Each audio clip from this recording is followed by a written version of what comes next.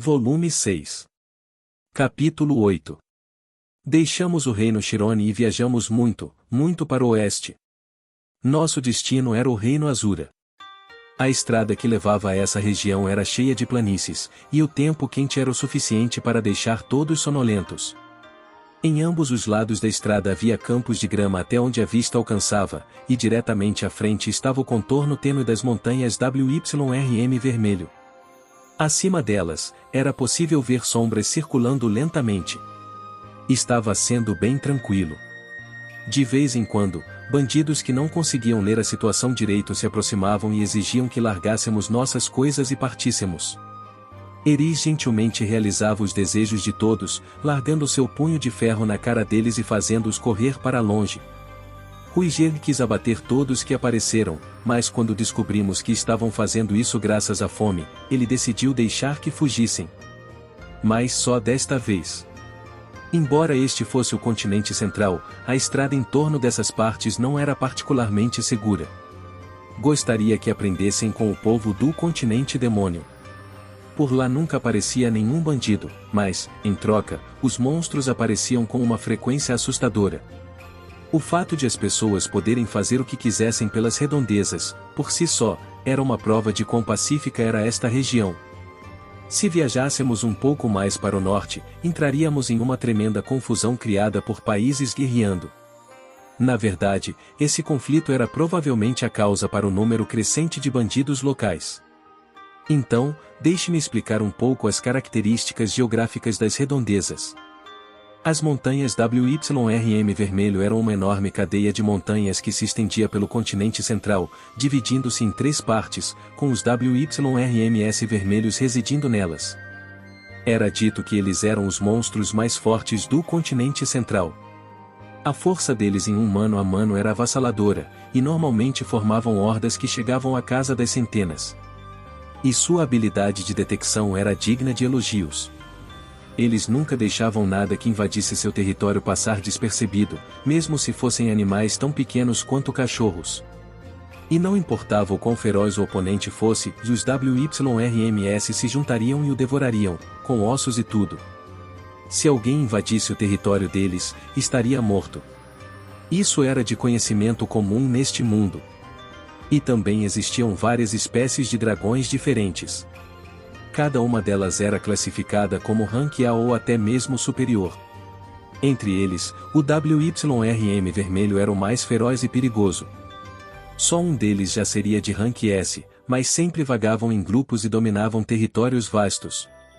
E como a cordilheira era o lugar que essas criaturas chamavam de lar, passou a ser conhecida como Montanhas WYRM vermelho, uma cordilheira intransitável que se tornou um símbolo de morte. Os WYRMS vermelhos eram bestas perigosas, mas ainda tinham uma fraqueza. Possuíam excelentes habilidades de combate, mas voavam muito mal e não conseguiam alçar voo de forma decente. Para voar, precisavam pular de penhascos altos ou descer por enormes declives. Embora o continente central tivesse montanhas altas, a terra era ocupada principalmente por planícies enormes ou florestas. Portanto, era raro aqueles que viviam nas planícies serem atacados por um WYRM vermelho. Certo, às vezes havia algum monstro idiota que era levado por uma corrente de vento e acabava indo parar em alguma planície. O Rei Supremo que cai dos céus perde seu poder, ou assim diziam, mas esses caras não perdiam seu poder. Aqueles que iam parar perto dos vilarejos humanos propagavam o caos e destruíam tudo o que encontravam. Quando isso acontecia, os aldeões chamavam soldados ou aventureiros para lidar com a perturbação. Mesmo se os pedidos de extermínio fossem classificados como de Rank S, grupos com cerca de 10 pessoas eram formados para atrair a criatura para uma armadilha, tornando-os relativamente fáceis de caçar. E, também, a carne e os ossos de dragão eram materiais de alta qualidade, usados para fazer armaduras, e seu couro era extremamente valorizado, assim como uma obra de arte. Claro, não eram apenas essas partes que tinham valor. Todo o corpo de um WYRM poderia ser usado para uma ou outra coisa. Embora o prêmio para a derrubada de uma criatura dessas fosse dividida entre 10 pessoas de uma mesma equipe, ainda era dinheiro o suficiente para que vivessem muito bem durante um ano inteiro. Para ser mais preciso, um dragão valia cerca de 100 peças de ouro. Mesmo se não pudessem aceitar a missão diretamente, pelo visto havia muitos novatos de rank C que impulsivamente aceitavam o desafio apenas pelo lucro que poderiam tirar do corpo de um WYRM. Claro, a maioria deles era grelhada viva e depois devorada. Havia 2 pontos de passagem por essas montanhas, onde um grande número de WYRM vermelhos morava. Eram desfiladeiros localizados entre 2 precipícios, conhecidos respectivamente como mandíbula inferior do WYRM vermelho e mandíbula superior do WYRM vermelho. Essas ravinas existiam desde a época da Segunda Guerra Humano-Demônio e eram os únicos caminhos que, na época, eram grandes o bastante para que soldados suficientes passassem. Percebendo isso, Laplace aproveitou a oportunidade para lançar os WYRM vermelhos sobre os exércitos que tentaram avançar. Ruigerd confirmou essa história, então não havia dúvidas sobre sua veracidade. Nossa carruagem estava se movendo em direção à mandíbula inferior do WYRM vermelho, que conectava as regiões sul e oeste do continente central. Assim que passássemos por lá, estaríamos no Reino Azura. No entanto, íamos fazer um contorno para dar a volta nas montanhas, e havia entre nós uma jovem senhorita que detestava os caminhos indiretos. Não precisamos desviar dessa coisa. Temos Ruigerd conosco, poderíamos cortar direto por aquelas montanhas. Disse Eris, sendo completamente irracional enquanto olhava para os WYRM vermelhos voando calmamente em círculos, acima da cordilheira. Não seja ridícula, respondeu Ruigerd com uma risada amarga. Pensei que poderíamos cruzar as montanhas com ele em nosso grupo, mas até o Super achava essa ideia impossível. Nesse caso, não tive opções. Afinal, não conseguiria derrotar Ruigerd. Mas Rudeus definitivamente poderia fazer isso. Eris bufou. Não, sem chances. Do que você está falando? Ghislaine disse que já matou um WYRM vermelho retardatário uma vez. Ela matou? Eu nunca tinha ouvido essa história. Talvez não fosse uma daquelas de sua época como aventureira. Se fosse, Paul certamente teria se gabado disso. Pelo que ouvi, ela lutou contra um antes de se tornar uma santa da espada. É. Sozinha? Bem, pelo que ela disse, estava com mais uns 5 espadachins de nível avançado. E quantos deles morreram? Pressionei. 2, respondeu Eris. Sua idiota, pensei. Isso significa que 40% do grupo pereceu. O que no mundo a fez pensar que eu poderia derrotar uma daquelas criaturas? Além disso, falei, há uma diferença de força entre os retardatários e os que estão aqui nestas montanhas. Afinal, esses aqui estão no ar, sabe? O voo dava aos WYRMS uma grande vantagem contra os humanos. Este não era um videogame em que uma característica de voo poderia ser facilmente contra-atacada com arcos e flechas. Além disso, eles se moviam em grupos. Uma coisa era enfrentar os Rei-Dragões, cujos grupos consistiam em apenas alguns WYRMS, ou os WYRMS negros, que não formavam grupos. Com a forma como os WYRMS vermelhos se moviam em grupos de centenas, não havia nenhuma maneira de alguém ter esperanças de abatê-los um a um. Estou certo, Sr. Ruigerd? Sim. Qualquer um que enfrentar uma horda de WYRM vermelhos não terá esperanças. Se houvesse alguém que pudesse, seria o campeão mais poderoso entre os 7 grandes poderes. Até o Deus do Norte e o Deus da Espada provavelmente voltariam no meio do caminho. Você realmente acha isso? Uau! Achei que os 7 grandes poderes poderiam facilmente acabar com dragões, mas parecia que me enganei. Sim, a resistência deles provavelmente se esgotaria no meio do caminho. E não é como se alguém pudesse descansar enquanto estiver rodeado por dragões. Isso fazia sentido. Seriam várias centenas deles atacando sem parar, mesmo durante a noite. Deixando a força de combate de lado, seus números esmagadores fariam a diferença. Dito isso, Laplace subjugou o rei dos WYRM vermelhos, então aqueles que estão no topo dentre os 7 grandes poderes provavelmente poderiam passar sem problemas. Mas se estivéssemos falando dos antigos 7 grandes poderes, então até mesmo o Deus do último lugar poderia passar por esse território sem ser perturbado, tenho certeza. Mas eu ainda gostaria de caçar um deles algum dia. Mais uma vez, Eris estava expressando suas ideias perigosas de sempre. Eu tinha certeza de que seria recrutado para ajudá-la quando aquele algum dia o chegasse. Outro dia tranquilo. Dentro de apenas mais alguns já estaríamos na mandíbula inferior do WYRM vermelho. Eu estava pensando no Deus Homem enquanto preparava uma refeição para o grupo. Pensando, mais especificamente, no que havia acontecido no Reino Shirone. Para ser totalmente honesto, na minha opinião, parecia que as coisas estavam indo um pouco bem demais. Talvez o Deus Homem, além de sua premonição, também tivesse o poder de mudar o futuro. Não. Mesmo se eu não estivesse carregando aquela estatueta comigo, tinha a sensação de que Dinger teria atraído Zanoba para me conhecer, de uma forma ou de outra. E ele ainda estaria com sua estatueta de Roxy, ainda teria dito as mesmas coisas, e eu ainda teria apontado para a pinta que fora apagada. E o que aconteceria se tivesse contado meu nome real para Aissa? Sozinha em uma pousada com seu irmão pervertido. Se eu fosse ela, teria temido por minha castidade. Aissa era uma garota inteligente. Ela estava tentando enviar uma carta, então poderia muito bem roubar meu dinheiro e fugir. Eu tinha certeza de que, se isso acontecesse, eu sairia à sua procura. Assim que descobrisse que ela estava desaparecida, perderia toda a compostura e, sem pensar nas consequências, sairia lançando magias para todos os lados, tentando chamar a atenção de Ruiger. Eu diria que tinha encontrado minha irmã, mas que ela fugiu, e então o Super me ajudaria a procurá-la. Ele era bom com as crianças. Eu tinha certeza de que ela confiaria nele. Quanto mais considerava isso, mais começava a pensar que o conselho do Deus Homem foi só para garantir que as coisas aconteceriam mais ou menos da mesma maneira, não importa o que eu fizesse. Isso era provavelmente o que estava acontecendo. Mesmo se não tivéssemos decidido aceitar a ajuda de Ruiger, ele de alguma forma teria acabado viajando conosco.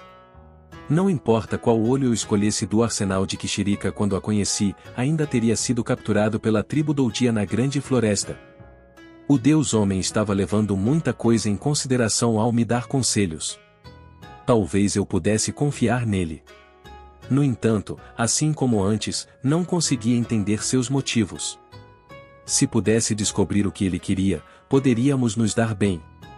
Enquanto eu refletia sobre as minhas conversas com o Deus Homem, Eris e Ruiger estavam treinando juntos, assim como de costume. Ultimamente, Eris tinha ficado tão forte que se tornou uma verdadeira surpresa. Há apenas um ano, eu poderia facilmente derrotá-la ao usar meu olho demoníaco. Mas, agora, isso era impossível. Eu provavelmente ainda poderia sair ganhando, mas só se usasse meu olho demoníaco e toda a minha mana, e, ainda assim, seria por pouco. Se começássemos a batalha enquanto mantivéssemos alguma distância, eu certamente venceria, mas uma batalha de longa distância me privaria de todo o contato físico que poderia ser criado, então não poderia chamar isso de vitória verdadeira. De volta à conversa sobre talento. Pensei que tinha trabalhado duro, mas Eris foi bem mais além. A qualidade e a quantidade de seu trabalho duro eram suficiente para transformar o meu em nada. Meu corpo simplesmente não conseguia acompanhar. Minha resistência, para os padrões japoneses, era só mediana, mas para os padrões deste mundo, era medíocre. Enquanto ficava preocupado com esses pensamentos, o treino do dia chegou ao fim. Terminamos. Aia, sim. Nos últimos tempos, Ruiger tinha parado de perguntar para Eris se eles treinariam ou não. Isso não precisava mais ser mencionado. Eris estava naturalmente absorvendo tudo. Eris, disse repentinamente Ruiger, quando ela foi até onde eu estava. O quê? Ela pegou o pano molhado que eu tinha torcido e estava oferecendo. Então o passou por dentro das roupas, enxugando seu suor. A garota costumava simplesmente tirar o sutiã e se limpar, mas eu ficava muito excitado com isso, então passou a manter suas roupas, mesmo sendo provavelmente nojento manter todo aquele suor grudado em seu corpo. Foi mal, pedi desculpas comigo mesmo. A partir deste dia, você pode se chamar de guerreira, disse Ruiger enquanto se sentava. Uma guerreira, hein? Não uma espadachim, mas sim uma guerreira? Por quê? Ah! Finalmente entendi o que ele queria dizer. Eris deslizou a mão sob a axila para enxugar o suor, depois parou. Isso quer dizer que... Agora você é uma adulta, disse Ruiger calmamente. Eris estava meio trêmula quando jogou o pano de volta para mim. Usei magia de água para enxaguá-lo, depois o torci com força e balancei no ar para secar. Ela se sentou ao meu lado. Eu já tinha visto essa expressão em seu rosto. Era a que fazia quando ficava muito feliz, era quando um enorme sorriso ameaçava aparecer em seu rosto, mas a garota tentava contê-lo, pensando que precisava agir de forma reservada. Ruiger, eu ainda não te derrotei. Não faz mal. Você já tem força suficiente como guerreira. Talvez essa fosse sua maneira de dar sua aprovação a Eris. Assim como Ghislaine fizera quando permitiu que a garota usasse o título de espadachim avançada, Ruiger agora estava fazendo o mesmo, dizendo que ela poderia se chamar de guerreira. Parabéns, Eris, falei. Seus olhos viraram surpresos na minha direção. Deus, isso não é um sonho, é? Pode me beliscar? Você não vai me dar um soco se eu fizer isso? Não vou te socar. Já que eu tinha sua palavra, estendi a mão e belisquei seu mamilo com meus dedos. Bem suavemente, é claro. Ou será que sensualmente seria uma palavra mais adequada? O punho de Eris, por outro lado, não foi gentil. Onde diabos pensa que está beliscando? Desculpa, mas não é um sonho. Se fosse, não doeria tanto, falei, ficando pálido enquanto passava a mão no queixo. Em contrapartida, o rosto de Eris ficou brilhante de tão vermelho enquanto ela cobria os peitos com os braços. Isso mesmo, uma guerreira, ela olhou para a palma da mão como se pudesse finalmente sentir o poder que estava ali. Mas não fique cheia de si. Isso significa que não vou mais te tratar como uma criança. Entendido? Ruiger parecia até um pai educando a sua criança. Tá.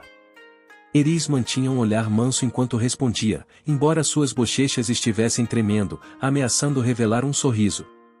Nossa refeição pareceu ainda mais deliciosa do que o normal. Naquela noite, quando Eris estava se acomodando para dormir, algo começou a me incomodar. Chamei Ruiger, que estava de vigia enquanto mantinha os olhos fechados. Por que você disse aquilo para Eris? Ele entreabriu os olhos e me encarou. Porque não importa quanto tempo passe, você continua tratando-a como se ela fosse uma criança. Certo, vamos pensar nisso. Eris era criança ou não? Ela era 22 anos mais nova do que eu quando morri na minha vida anterior. E também fui seu tutor incrivelmente paciente desde que ela era pequena, mesmo quando a garota me usou como seu saco de pancadas pessoal. O que havia de errado em vê-la como uma criança? Claro, Eris tinha começado a ficar mais e mais madura, e isso não era apenas em relação ao seu corpo em desenvolvimento. Aos poucos, mas sem parar, começou a aprender o que era certo ou errado. Ela raramente ficava furiosa sem pensar direito nas consequências. Seus instintos selvagens não tinham desaparecido por completo, mas a frequência de suas explosões caiu.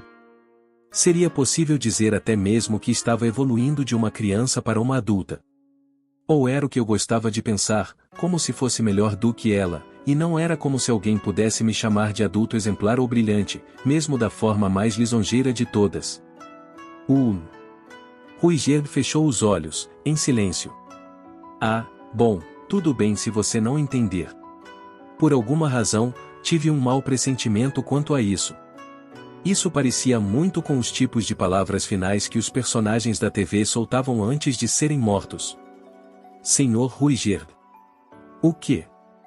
Por favor, coloque esta moeda de ouro no bolso em seu peito, falei, tirando uma moeda do meu próprio bolso para jogar em sua direção. O homem parecia confuso. Afinal, não tinha nenhum bolso em seu colete. Ainda assim, conseguiu encaixá-la perfeitamente em um ponto da costura próximo ao seu peito. Certo, e para que isso? Um amuleto de boa sorte. Satisfeito, fui dormir. Poucos dias depois, finalmente chegamos à entrada do Reino Azura e à mandíbula inferior do WYRM vermelho. 4 meses se passaram desde que deixamos o Reino Chirone. Quando as coisas aconteceram, aconteceram rápido demais. Para ser mais específico, coisas ruins aconteciam quando menos se esperava. Na minha antiga vida, meus pais morreram de repente. Meus irmãos indo atrás de mim também foi algo repentino. Paul me mandou para ser um tutor sem qualquer aviso prévio. Ser transportado para o continente demônio também foi repentino. Havia algo mais que eu ainda não tinha percebido, e era o quão duro este mundo realmente era. Quão facilmente as pessoas morriam. Não importa quem fosse, a morte poderia chegar em um instante. Não existiam exceções. Levaria muito tempo, mas, eventualmente, chegaria a entender a morte como um fenômeno que aparecia do nada para roubar as pessoas que me eram importantes. Se, naquela época, eu já soubesse disso, agora não precisaria me lamentar tanto. Se ao menos tivesse falado mais sério quanto a ficar mais forte, e forte o bastante para não ser derrotado por ninguém. Depois do que aconteceu, não pude deixar de ser consumido por arrependimentos, desejando ter trilhado um caminho um pouco diferente. No entanto, havia uma coisa que eu poderia dizer. Eris nunca deixou de me impressionar.